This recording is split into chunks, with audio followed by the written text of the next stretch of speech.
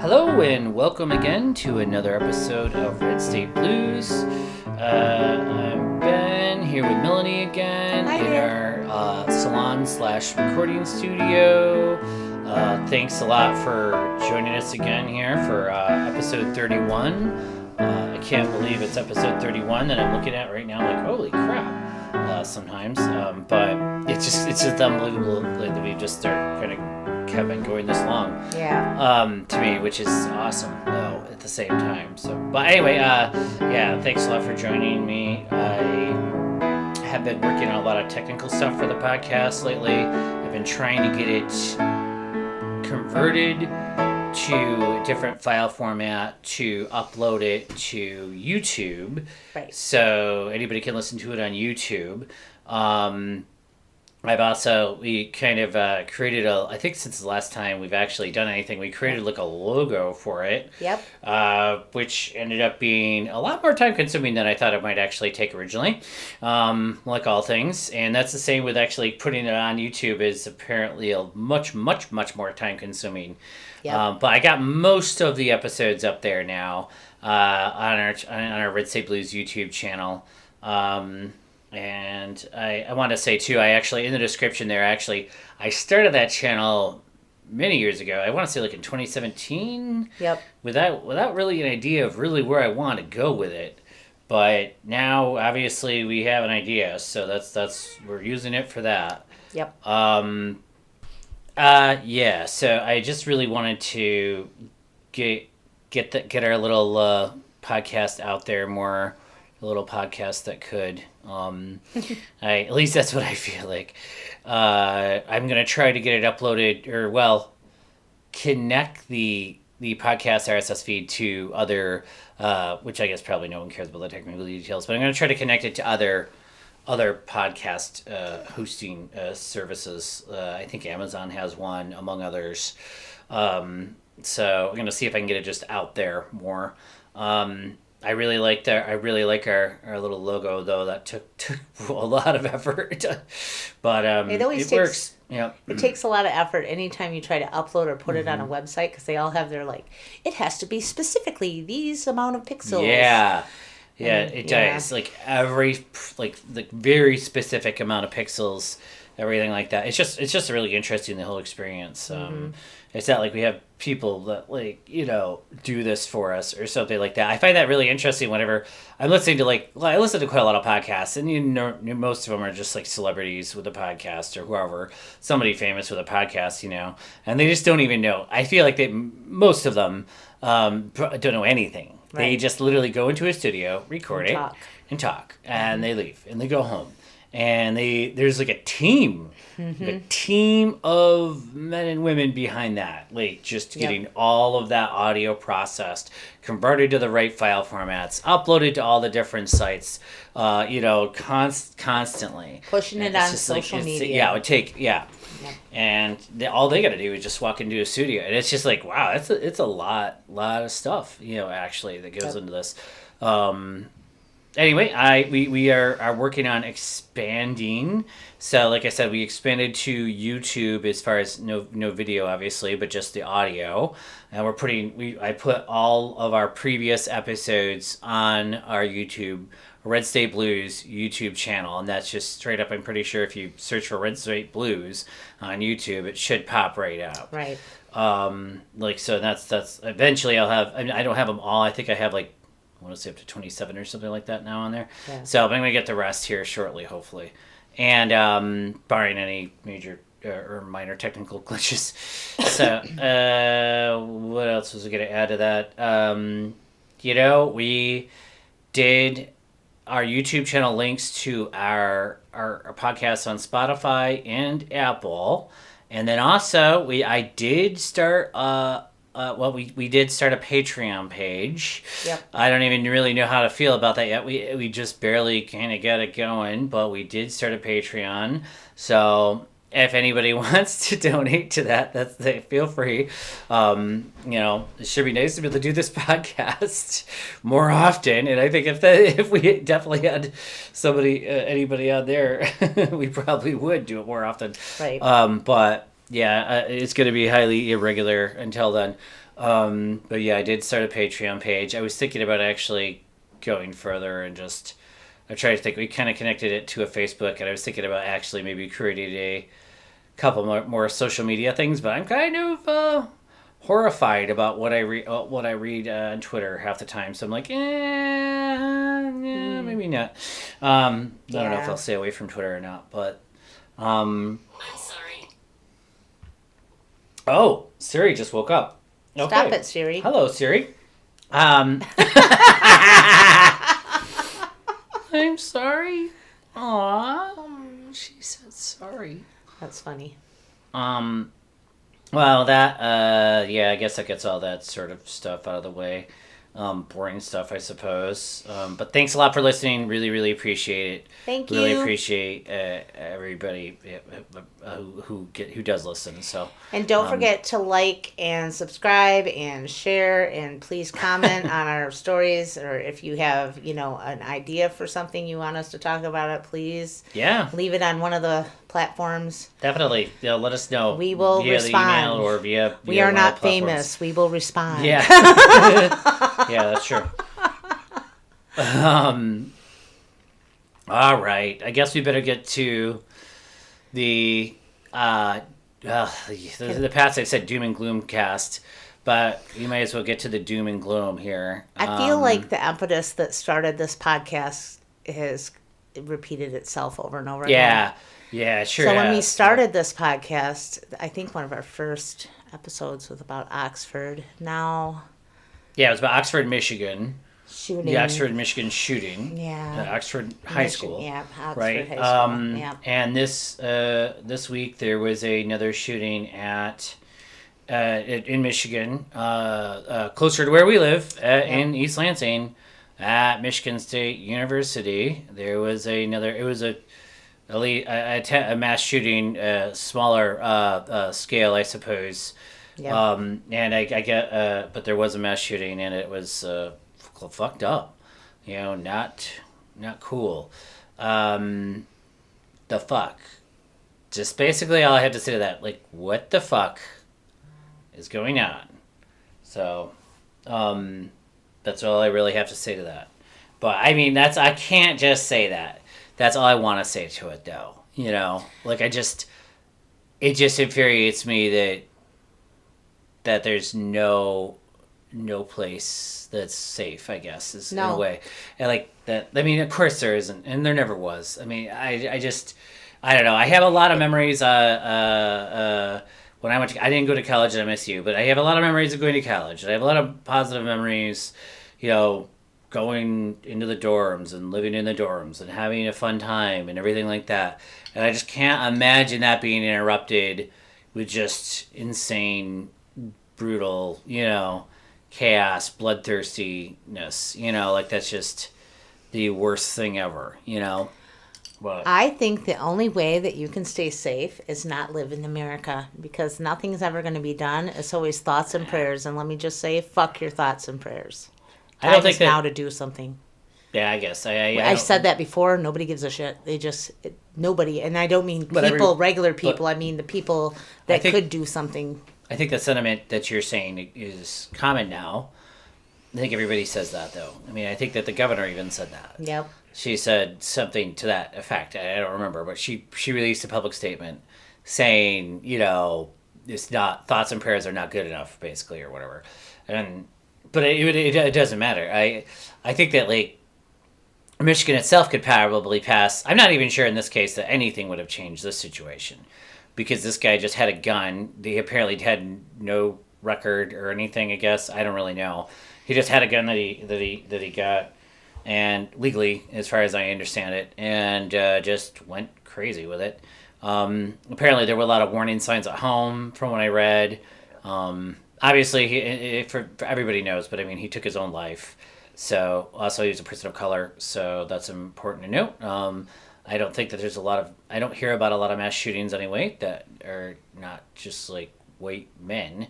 In fact, one of the biggest mass shootings I remember in recent years was the Buffalo one, where actually a white man went to shoot black people, basically, and like specifically. and he just had his actually court date. I do think I don't know. I don't know what to even be done about it without like. Apparently, you're just going to be highly, highly offensive to the gun rights crowd if you even mention like, oh, maybe people shouldn't have handguns.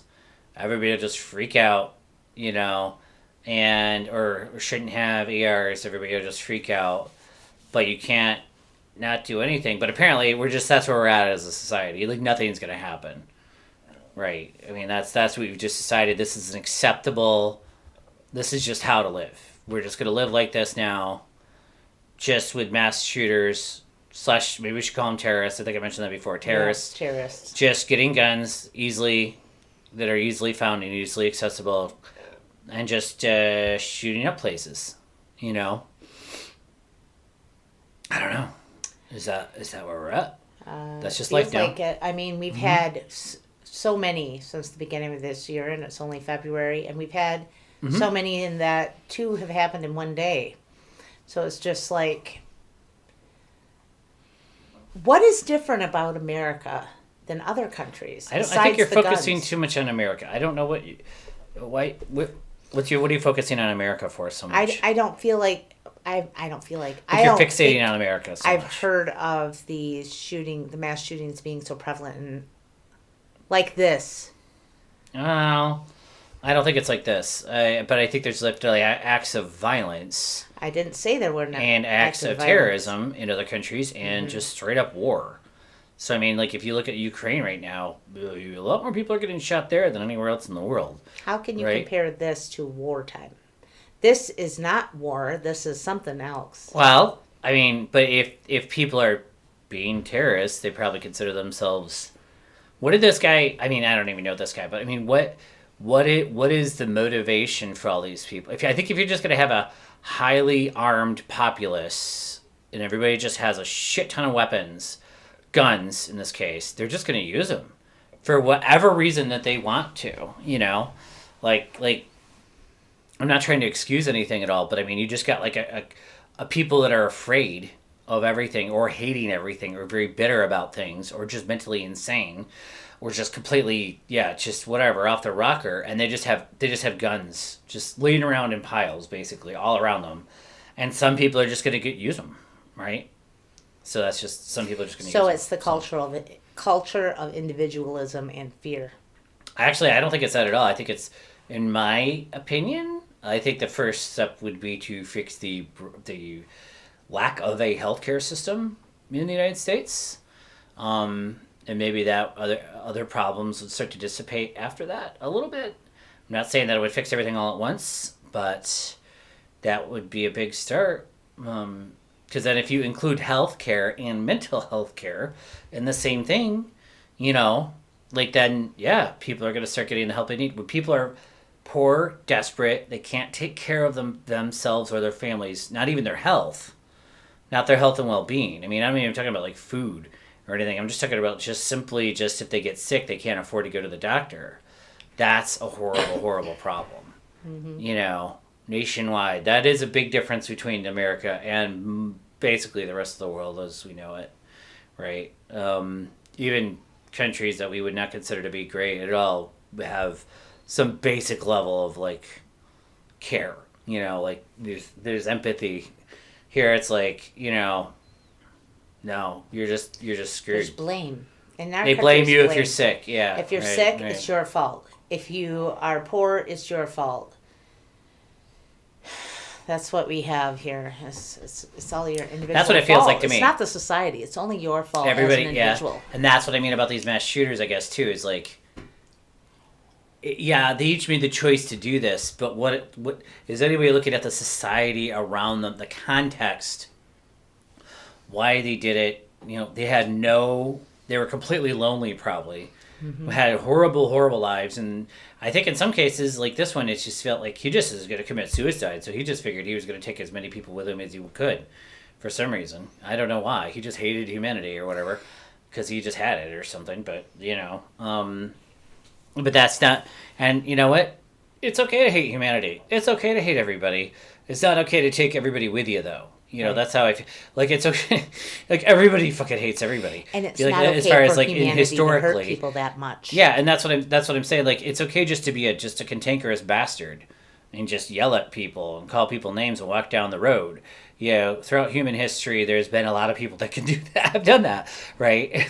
Metaphorically or realistically, but they didn't have the ability to just kill everybody. You know, and that's maybe the thing. I guess my question would be, I think Michigan could pass all the laws it wants about guns. I think they would all be thrown up in the courts at this stage. As we were just talking, we were just talking before we got on here that there was an article you sent me. I don't remember where it was from. It was AP. AP. Okay, just basically okay. Associated Press article though, but they were just talking about how the court system is just throwing out any gun laws anywhere pretty much at this point in light of a Supreme Court decision apparently on the Second Amendment. That was a while back. What was it called? The Bruin decision or something like that? Was that it? Yeah. Anyway, so now the courts are just all over the place. And it's... the court was making it so that the reading of... You have to read it in a historical context. So any courts having gun laws gun law cases in front of them have to read the Second Amendment in a historical context. I don't know what that means. As a white landowner gentry person, oh, where you could still do so a they have to militia. look at the original intent of the founders. Right. That's like a Federalist Society thing, right? Yep. I think we talked about the Federalist Society before on here. I just heard them mention in some other podcasts I was listening to. But we've talked about them before, and they are the legal association that if you want to be a conservative and get elected to the bench now, you have to be a member of them. Mm-hmm. And the Federalist Society basically is far right wing. Correct. At this point. So, I mean, they have a lot of power. They're really just an organization, like any other organization, but they have a lot of power over lawyers and judges in this country. They have decided that they want to bring it back to the good old days for white, straight male landowners. Basically, you're right. Landowners you're right about the landowning thing. If they went to the original Constitution, if they went to the original intent, at this point, you wouldn't even be able to vote unless you were like a landowner. You'd have to be like a gentry, basically. Anyway, so that's what I feel like would happen if I totally get it. There's probably a very good chance the Democrats in Michigan, that control Michigan now, are probably going to try to pass something. It's very likely, though, that then the courts will then just immediately turn around and be like, no, that's crazy. I don't feel like anything's probably likely to happen. Me either at this point. I mean... But I feel like the path to change is clear, if that makes sense. If one would like to make a difference, if you want... What I think we need to do as a society, as liberal lefty people, if we want to change this system, it's going to have to be changed in the Constitution. So you can't misinterpret it. So it's going to have to require rewriting this. Whoa! Sorry. Kids. Oh my gosh. And it's going to have to require rewriting. I hate to say it, but changing the Second Amendment possibly. And that's where I hesitate to even because I'm a gun owner. Everybody I know is a gun owner. Everybody, you know what I mean? I don't want to take away people's guns. So that's not actually it. They just need to change the Second Amendment so you can still have a gun as some sort of useful tool, but you can't have one to go slaughter children. Right. And I don't know how they need to do that. Anyway, but I let me just finish my point. Okay. Let me finish my point. I not even get to the end of my point. I think that the key to doing that is to do what the other side, form a society. Right. That is their goal. Right. And join that society, donate money, a group of people that is all they're there to do. such as what the NRA does for gun ownership, what the Federalist Society has done for lawyers and judges. And what that's what the right wing is very good about doing. That is what the left wing used to do. They used to create societies like the temperance movement, the feminist movement of the early 20th century. They were very much co-linked, but like that. That is what the left used to do all the time. They would create a society. It might take 50 years for the society to get enough people in power to get what they want. That's exactly what the anti-abortion people did, though. It took them 50 years, but they got it. Abortion is now not legal in like half the United States. And they created societies, using churches, using donations, using word of mouth, you know what I mean? Like using just... everything, direct mail, whatever, the internet now, every simple thing that you wouldn't think would matter. It's so silly, the stuff that people actually pay attention to. They see that, they're like, oh, wow, I got something in my mail, and then they'll donate money. You know what I mean? Yeah. That is, I think a lot of younger people on the left nowadays don't have any conception of how to that it's not that how to do it. Maybe I think that they could learn how to do it if they wanted. I just feel like they don't understand that can and is very effective, can work and is very effective. All right, sorry, I'll let you go. I just wanted to finish that little point. So I thought the same thing after I read that article. I'm like, how could this be changed? And I'm like, the only way to change this is a constitutional change. But in order to do that, you need 2/3 of the vote of the House of Congress. Or 2/3 of the states request one by a convention called for that purpose. The amendment then must be ratified by 3/4 of the state legislatures or 3/4 of conventions. It'll never happen. Called in each state for ratification. That's actually probably, I feel, less likely to happen to the states. Well, I don't know, maybe. I guess I'd actually have to tally up which states are super conservative and which ones are not. But I feel like most states at this point are not going to vote for that. I think that it's almost more likely to, even though that's almost an impossibility, take the House and or at least form a coalition or something. And I think the key is to just form an organization and shame people, essentially. I know that's crazy. This is what the pro-life movement has done very successfully. They basically would shame you if you didn't join. If you went to church and you were not pro-life or whatever, they would shame people who wouldn't put that pro-life sticker on their car or be proud to be pro-life or whatever it was. They would shame other members, right? For the last 50 years they've been doing that. And so it's not that they get people on the extremes. There's always crazy people who are willing to just go nuts to help for a cause, but that's not the key. It's the key to getting people to take action who normally would just sit on the sidelines and just kind of hope that it'd be all right, you know? Yeah. You need to be hey, if you don't got that sign in your yard that you're pro-change on the Second Amendment or whatever, what the hell are you thinking? You want to get the kids killed? Because that's basically, Yep. I'm not saying that these are really evil tools to use, though. So I'm not saying that, I agree with 100% with all that. I just say that seems to be how it works. Yeah. And maybe they should. Maybe they should. If you want to make the changes, you got to change people's hearts and minds, But, Yep. Yeah, Americans are not... America, I don't know, man. I just think you're obsessed with America, and I just think that it wouldn't matter what country you're in. If you gave everybody shit tons, bazillions of fucking... hundreds of millions of guns. There's more guns than there are the population. If you give everybody hundreds of millions, just have them laying around all over the place, you're just going to have all kinds of crazy shit happen. That's what I think. And you're not going to be able to put an end to it just by talking. Yeah. I'm not saying that we have to take away guns either. That's what I'm saying. I'm just saying that we need to apparently reevaluate the Constitution. It was not handed to us by God. In fact, the original intent of the founders was it was supposed to be changeable. At the time, it wouldn't have been inconceivable, I don't think, to get 2/3 of Congress or whatever to vote on something. Right. So they were just if it needs to be changed, change it. You can adapt it, whatever. But But this seems to be, I don't know.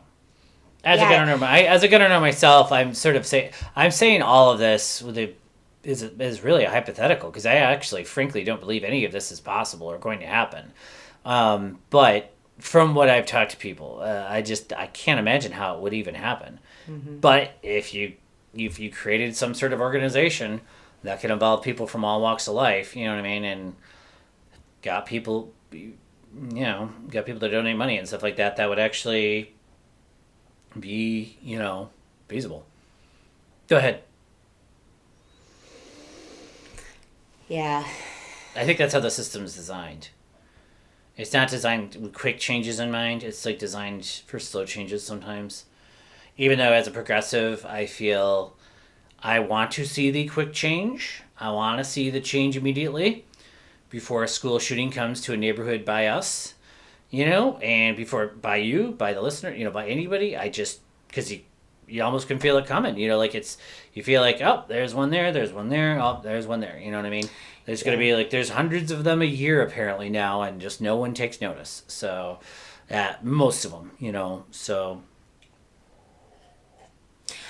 American people. A red flag law would be really an easy thing, really quick. We need to start making it like kids are important for real and not just lip service. Like, not just when they're like a unborn child. When they're out in the world, we don't want them to be shot. I mean, let's be serious here. Mm-hmm.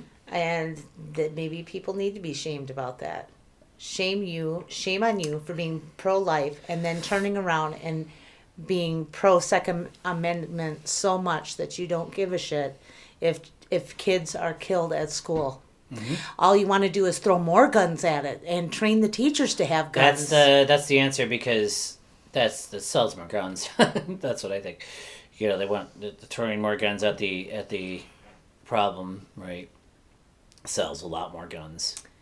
Yep. So in the meantime, because we know that this would take a long, long time, what do we do to keep ourselves safe? Because it's not just happening at schools. It's happened at churches, mosques, malls, movie theaters, dance clubs, festival type situations. So what do we do? No, what we have done for the last 20 some years, it just since Columbine, whatever the year that was, 98 or whatever, since then, 25 years now. It's been 25 years, right? Roughly. Yeah.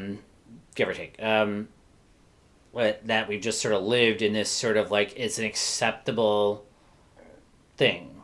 Just, no, we don't do anything. We just go out. We're like Sims. And we're like Sims. We just kind of go to our job. We go to our concert. Oh, we might get shut up at the concert. Or it might not. It's like a hurricane. It's like a natural disaster. It's something that you can't control. Maybe you'll get all shut up today at school or work, but maybe you won't. It's just part of life now. And I think that our society has just basically said, nope, this is cool. And also I guess you could say the same thing with COVID, frankly. If you really think about it, our society has decided that capitalism is more important than anything else. Including your own life. You could have a pandemic. I think that they underestimated capitalism, frankly. Mm-hmm.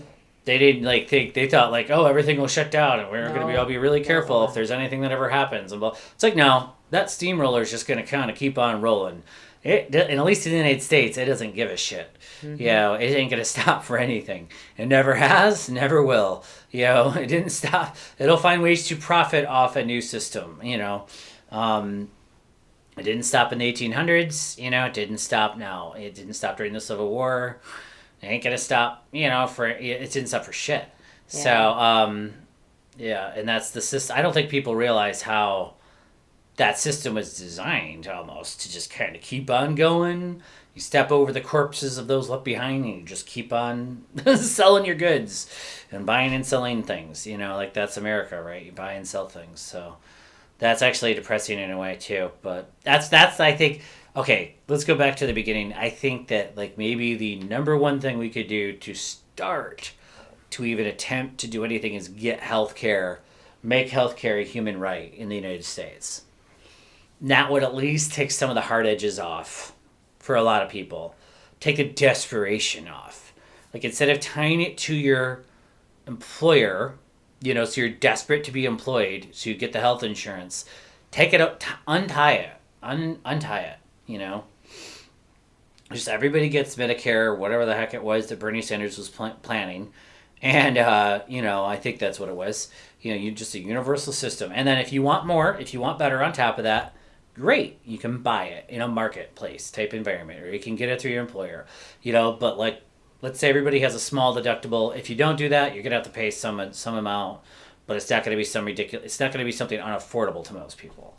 Does that make sense? So I don't know. It's just some basic expansion of what we already have, maybe. So, well, I think that several things should be just a right. As if you're breathing, you should be able to have clean air and water. You should be able to have food. You should be able to have an education. Right. You should be able to have health care. Oh, I agree with you. I agree with you on all those things. But I think that like what we were talking about was like the mass shootings. I know. And how to address that. Right. So one way I can think of that, it seems like you might be able to get people to agree with, unless you're talking about starting an organization to rewrite the Constitution, which is a massive undertaking and will take like 100 years. Literally 100 years probably to happen. So start it now because it will take that long. But barring that, I'm just saying that some people on both sides of the political aisle might agree to getting some sort of, health and mental care, out just for public. So the general public actually has something that they can rely on. Which is like a lot compared to what they have now, which is practically nothing and completely depends on what state you're in. Medicaid is supposed to be for all, but some states have it. Some states have it like half-assed. Some states, who knows? You would need to change the stigma you'd have to do like an advertisement campaign or something so that people get destigmatized about mental illness and getting mental help and decriminalize it, because a lot of people that are mentally... Criminalize it? Yes. A lot of mentally ill people end up in jail and prison. Just because... they're not... I don't think that, I'm confused about what you're saying. I don't think it's criminal to go get mental help. No, that's not what I'm saying. I'm saying in our current system where we don't have any... police officers are sent to what should have a psychiatrist sent to, and mentally ill people will go to jail because they're being combative with a police officer, which really isn't what the problem is. It isn't because they're trying to disrespect the authority. They're having a mental breakdown at that time, and they need to have help. Mm-hmm. We need to look at it like a medical issue. Mm-hmm. We need to have well checks every year. Just like our physical should have a mental physical, What you're saying. Yeah. Well, that's where I'm trying to argue that if you can get these, I feel like that should be just automatically included. If you're born in the United States, you should get a basic level of care, right, from birth to death, life care. Like they should call it life care, like pro-life. Like that's what real pro-life should be. That's what real pro-life is, guys. Yeah, and then maybe if people got that. They had somebody checking on them every year, like you said, mentally as well as physically. Got a mental checkup too. And mental illness. Oh my gosh, that might help so many people. So many people for so many different things. And a lot of maybe that automatically, without getting rid of guns, would help a lot of these situations. It would not solve everything, but it would help. And that's just all I can. Just hope maybe someday. I know they're not going to get anything like that through right now, though. Right. There's no way. So not on the federal level. That's where I can hope and pray or please beg Michigan, the state of Michigan at least, maybe could pass something. Yeah, that's true. Getting Medicaid for less restrictive. Upping the income limits on that. Have it cover mental health services. Having it cover mental health services. Not having, maybe also at end of life care, not having to spend down your entire estate. Right. Just to get, which is something that's a huge issue for people and really prevents multi-generational wealth, I think. like people are finding when they hit in their 70s, then they have several $100,000 maybe in a retirement fund or something like that. Boom, that money's gone, baby. That's going to be taken by the assisted living home or wherever they're living, because they got to spend that money down before Medicaid will pay for it. Right. And instead, that money could have been left to somebody, or they could have just used the damn shit for just traveling or buying a fucking Cadillac or whatever the fuck they want. Instead, maybe they would have been better off just doing that. Instead they just have to give it to an assisted living home. It's like, Jesus Christ. Where if you're just poor, you don't have to pay anything. You know what I mean? Because you just have to have very low assets. So I think that's really been that right there. That's a really fucked up way to fuck over the middle class, actually. Yep. Hard and never prevent multi-generational wealth from accumulating over and over and over. I think that's happened to many, many, many, many people over the past, probably 50 years or whatever, where like entire fortunes have been lost practically due to that system. And what he just saved for people's entire lives has gone out the window. Anyway, that right there, that's just a piece of that puzzle, right? Of that healthcare puzzle. You know what I mean? That it seems like I think the state could directly address something like that very easily. Yes, and they also could address another issue that we currently have is when you have young people doing the shooting in these situations and young people as shooters, there is an issue. I can tell you that as a foster adoptive parent who has talked to a lot of other foster adoptive parents is child mental health services. There's very few and far between child mental health services available for when there is a serious problem. And there's like a couple of places in the lower Michigan that can take them. Well, that's and also a matter waiting lists of money. The government needs to fund it, for one thing. Then the companies that do it need to take that money and pay the people doing it better. Correct. They'll be able to attract more people and keep them if they pay them better, I think. And you need them and treat the employees better. And then, of course, if the employees are paid decently and they're willing to commit, then that will really. Anyway. But there are certain cases where there are kids that need in-house treatment, and that's what that there's not a lot of in-house treatment. Well, no, they did away with that, essentially, in the 80s. I mean, essentially, I agree. They do need in-house. There's like one or something, or two, right? It's like, nothing, and like they did away with it because of fucking Reagan or whatever the fuck back in the old days. And they just fucking, mental health facilities are stupid. But some were, but some not really badly. Some were bad. That's true. Some were bad, but that's not all of them. All, and it's a matter of I think it's just a matter of paying the staff halfway decently. Then you'll attract better talent. Then you'll have people that are more committed to their jobs. Then they're going to take their job more seriously. Then they're not going to just fuck off when people are murdering each other in the background or whatever. Yep. And apparently that what was happening. I guess I don't really know. But. Geraldo knows, I guess. Geraldo, that's what it's. So you're right. That would be a huge thing, though, if the state of Michigan could start funding mental health way more. Could start funding. I think I think if they could get health, like a lot of health insurance will cover mental health if you can get the health insurance. Right. So that's if you can get that, if they could get health insurance that's minimally expensive to the majority of the population, at least in Michigan. It's like 10 million people, so it's not that many people in the grand scheme of things, but it's at least something. Let's just start somewhere. The Democrats have control of the state. I think they set their sights way too low, frankly. Yep. They're trying to, I agree with what they're doing, but I don't agree. I think they just set their sights too low. So, they should get rid of the right to work state thing. That's great for what people don't. I don't know if people are aware of what that is. I think we've explained it before on the podcast. We have. So, previous episode. But we should obviously they're working on that. It's a big battle just to do that apparently, but they're going to probably do it. But I think that if they could change laws in Medicaid, that would be a huge boon for a ton of people and change lives for the better. So why should people? I'm not saying that people shouldn't have to. This is the confusion. I don't think that people shouldn't have to work for a living. This is where like people have this like Protestant work ethic thing. Like, well, you need to get a job. You can't just sit around, you know. I've heard this all my whole life from a lot of people, and I hear it from people all the time.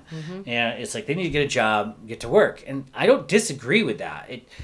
People need to be productive. It's good for that. They need, but they shouldn't have to feel desperate. Right. If you're desperate, you know what I mean. That's a whole nother level. You know, I think that most people would like to be productive, and would like to be working at something, and I mean, maybe it might not be what your definition of that is, but maybe it would be only a small business, or maybe it would be, starting a business like that or of some kind, but they're not going to take that chance to do that if they don't have health insurance. Correct. So they're, that's where it's like, hey, Michigan, you might get a lot more entrepreneurs if you provided health insurance to people. I don't think that people have thought about that much, but anyway.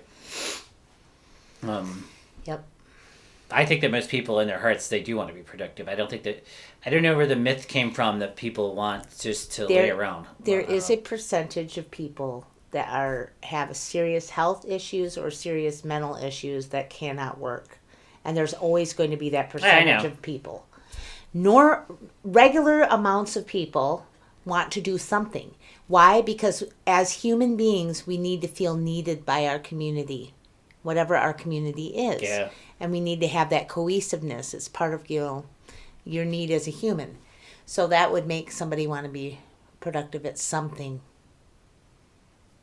I mean, look at how many retired people that go back to work because they want to not work. They want to contribute. Just want to talk to people. They want to talk to people. They want to have the social aspect. Yeah. Mainly that, I think, and they want to feel needed. We need to rewrite the social contract is what we need to do. Instead of we all have individual rights, we have collective responsibilities for each other. If we changed what the way we look at things, I think that we would be able to change these things more and care for each other better. That's my crazy leftist view. Yeah, I know. I agree with you, obviously. We're going to be doing the podcast together. But I don't know how much of this is realistic. It's just maybe pie in the sky, too. I want to believe.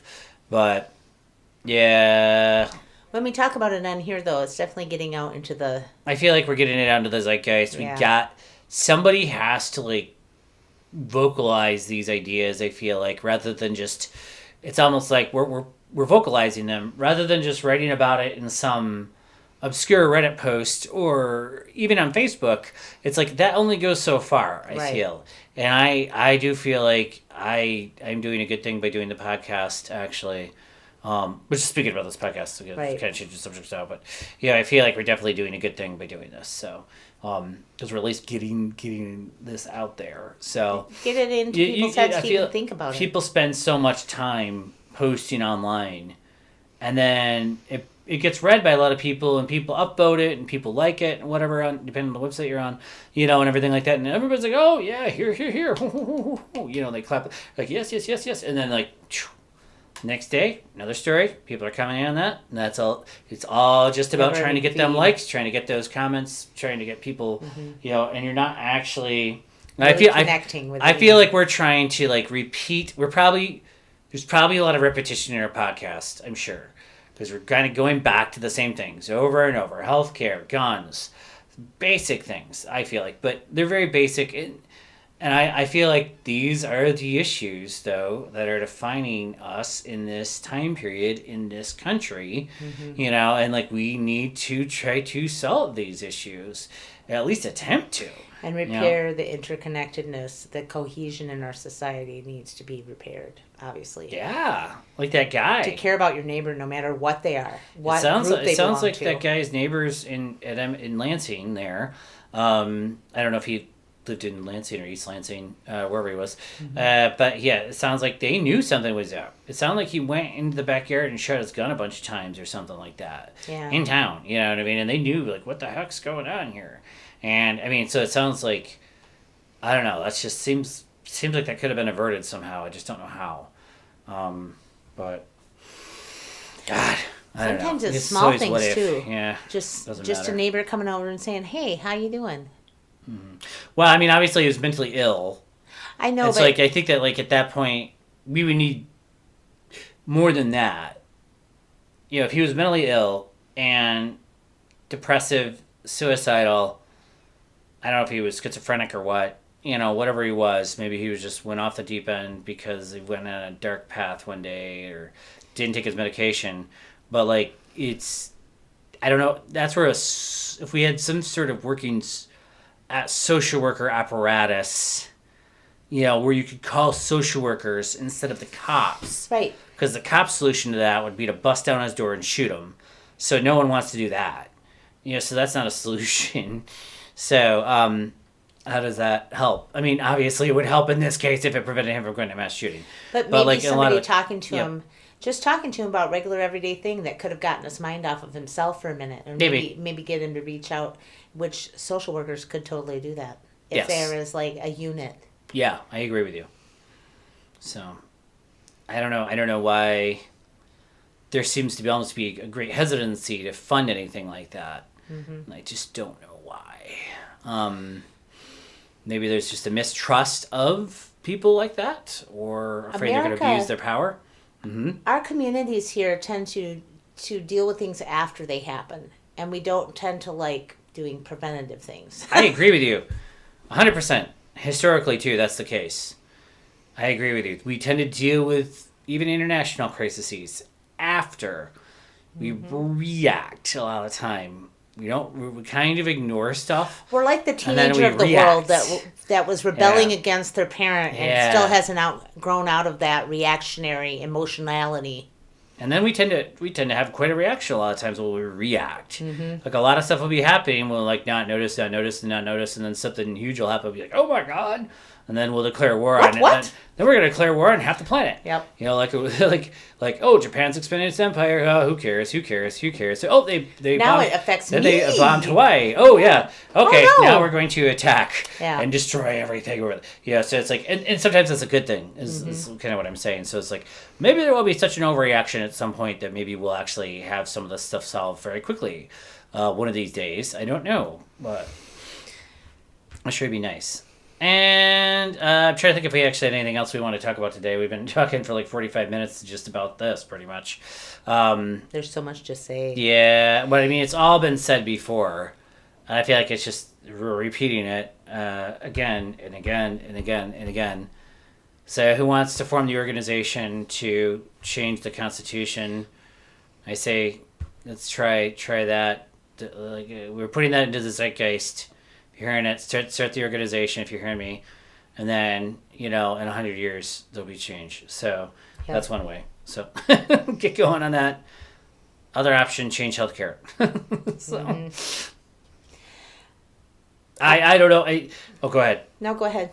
Nope. I didn't really have anything else I had to add today. Okay. Anyway, did you have something else? Well, we had a couple other things to talk about. Sure. I want people to think for a second here back a few months ago when we didn't have right to abortion and realize that many places in the United States still don't because they didn't have a referendum like we did. And there's an article that came out in The Guardian that's about a Florida couple who cannot get an abortion and will have to watch their baby die. And that after birth, they're going to have to make that mother birth that baby that they know has a genetic problem that as soon as it comes out, it's going to suffocate to death. And they won't allow her to have an abortion. So we need to do something to help these other states, women, health care, wellness, somehow. So I just watched with you a Mark Maron stand-up routine. I'm a big fan of Mark Maron. Used to watch his TV show and stuff like that. Yeah, I listened to his podcast. And he just thought in his stand-up routine, he just said, "Oh, so women are just like second-class citizens now." Well, that's just a thing, it changed. And you know what? No men talk about this. He's right. They don't care. Yep. They moved on. Mm-hmm. Women are relegated to second-class citizens and like probably half the United States now. Yep. I mean, really, you could say by existing in the United States, they're just second-class citizens. So now you have no control over your body. this is an example of that. I mean, I'm not sure what Florida's laws are, or whatever, 16 weeks or something, right? Yeah. And so, like, if it goes past 16 weeks and it's going to be stillbirth, right, it's just, Too bad you're going to have you. to just, too bad for you. Yep. Good luck with that. This is, like, the most fucked up thing imaginable. I wonder women have no say over this. And, yeah, men aren't really giving a rat's ass. So, awesome on men. Sorry, I'm a man too, and men are not talking about this. That's for sure. So, I know women probably are, but sure, right. I wonder if they're going to start breeding farms in these states, where they just put women in stanchions and breed them, and then just keep them there. Don't give them any ideas. Just like a cow. Don't even, dude. Jesus. Don't give them ideas, man. You're gonna say that, and then yeah, you're gonna make shit happen. Don't. Do I it. want people to think about this for real, though. The thing of it is these women, when you don't have any right over your own body on whether you have to grow a human inside of you, that is wrong. I don't know how many ways to say it. If you have a fetus that dies in you and you have to carry it for another month and a half before you have a baby, or deliver a dead baby, I mean, do you know how traumatizing this is for everyone involved? It isn't about, and never was about, teenagers running to have an abortion constantly and using it like birth control. Most women have feelings and do not want to have to even deal with this in the first place. That's why people use birth control to begin with. It's so hard to convince anybody of anything on this issue because one side has decided that it's murder, and so they view the other side as pro-murder. So if you are convinced that it's murder, then how can you talk somebody out of that? I don't know. I don't know, but I feel like those that do believe in women's rights to their own body need to help their sisters out somehow. We need to write letters. We need to do whatever we need to help them. They need us. That's all I have to say. Create an organization. Connect with Reproductive Freedom for All. That's actually, I think, probably happening. I think that's probably, that's something that no one needs to create an organization to do that. That's already starting. I'm sure they're getting funding from some sources, at least, not from official sources. Mm-hmm. But I mean, at some point, they're literally going to have to create an underground railroad type shit to go from Chicago from the south, or to Michigan to the south, because or even Ohio or Indiana to Michigan, it's going to have to be secret, because if they catch you, they will throw you in prison. Mm-hmm. For fucking ever or some shit. There was a law that said 99 years or something like that for Florida, right? For the doctor. So it's no, it is seriously going to have to go seriously, super underground, and people are going to have to be really careful, but it's not going to take away people in Ohio and Indiana and the entire South, where it's illegal now, are going to need, there's going to be a need for abortions. So they're going to have to travel. So it'd be really great if, you're right, if some sort of network could start to help them and help trying to get it on other states. You can help volunteer for organizations that are trying to work to get it on the ballot in other states, because generally if you get it on the ballot, most people, regardless of their religiosity, want personal body autonomy. Mm-hmm. Which we found out in Michigan. Yep. So Reproductive Freedom for All is the organization. They do have a website. You can contact them. That would be one way to do something. Help your sisters out. And then the last thing was also about Florida.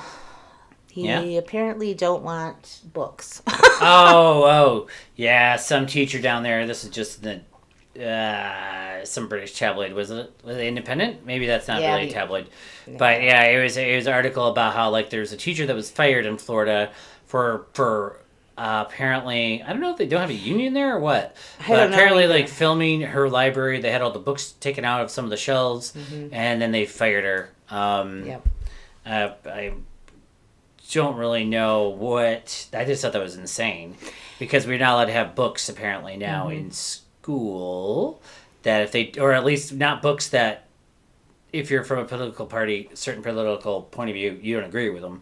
Well, I think after reading the article on some of the books, I think it's more of trying to go back to the landed white male gentry type books and heroines and things from that time period and increase those books and not have any books about anybody else.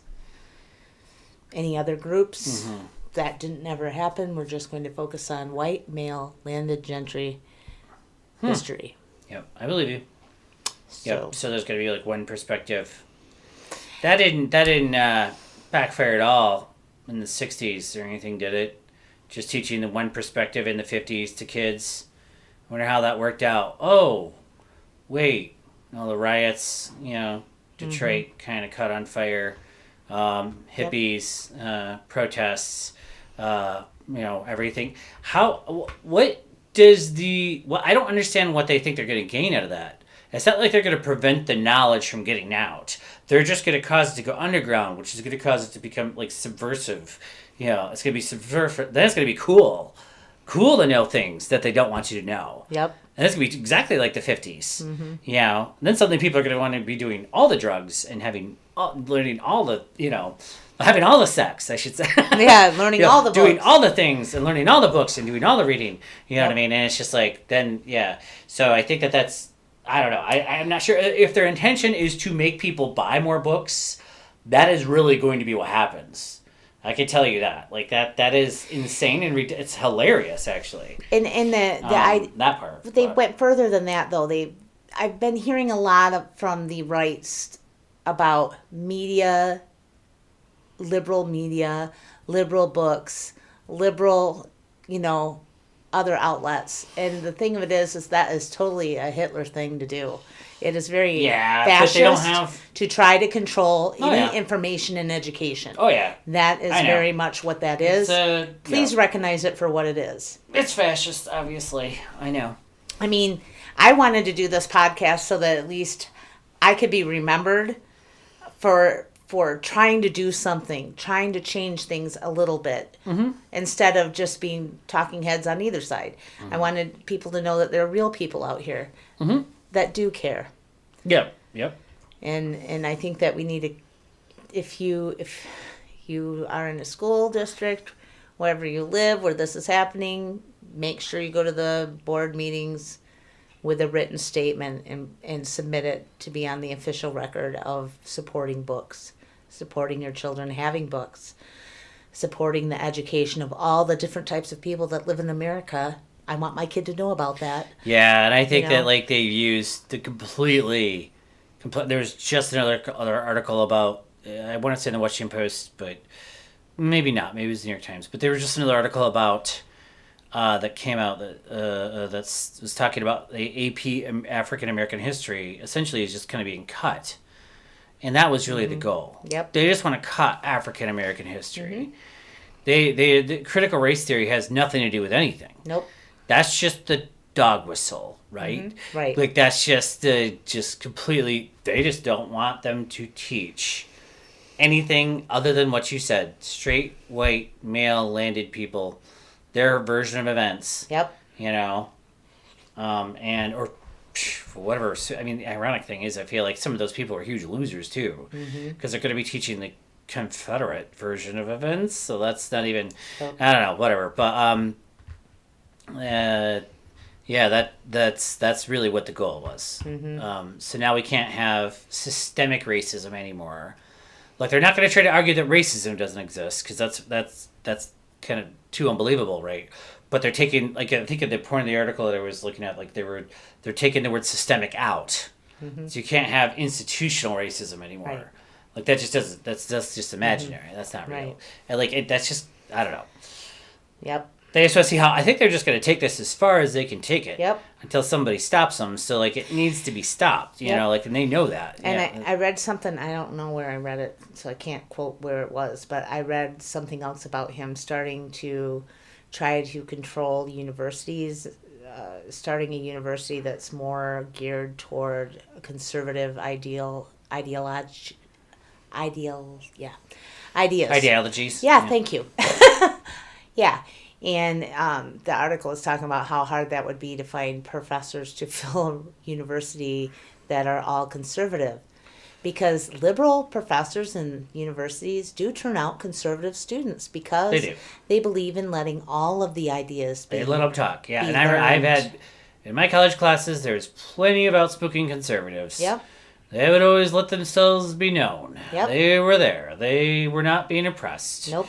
At all. Not in any college I went to. Right. So I don't know. That's a fantasy world to think that they are being. Mm-hmm. But they have that thing going on, like be afraid. If you're a white person in America, be afraid. You're going to be persecuted. They're trying to take away your rights. All these people, and then they kind of dog whistle on who the people are that are going to take away these things from you. Yep. And really what they're doing is reaching, while you're looking at these people, they're reaching in your back pocket and ruining the middle class, taking your money. All the money's just getting you to vote for your own demise, basically. Vote for having your water on fire in your neighborhood from fracking. And, there's a whole bunch of stuff that they're doing. Like that train derailment in Ohio. Right. I feel like everybody's moving on quite quickly from that. And that was probably one of the worst environmental disasters in like the last decade or whatever. And it's just... And another hazmat one crashed in Detroit, too. Yeah, and apparently this just happens a lot. Derailing. There's no controls over the train system or environmental regulations. Were all overturned. Yeah, well, were they overturned or are they just not enforcing them? No, or just some defunded? of them were gotten rid of during the previous presidential administration. Yeah, that's right. Yeah. So, think about that for a second. And those trains always go through poor rural areas, and they also go through poor areas of cities. We're kind of going on a rant now because we're just sort of flowing in and out of subjects. In and out of stuff. Yeah. Really quick, because that just made me think of that train derailment. I just cannot...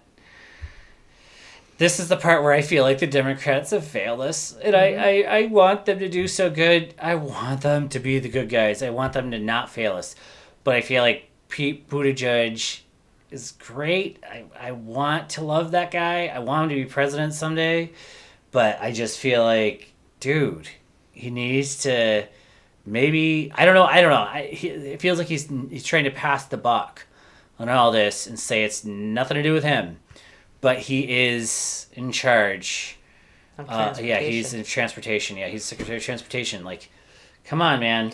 Like, and Biden is his boss then. So if it goes up the chain there, kind of makes it Biden's fault then, in that way. And as far as this is the part where I was saying not enforcing existing laws on the books. Correct. And then also forcing the railroad workers to go to work and not get leave, not get time off, not make get them do under a minute inspections. Yeah, have them going too fast. Make them use brakes from the 1800s. Yeah. Like that, man.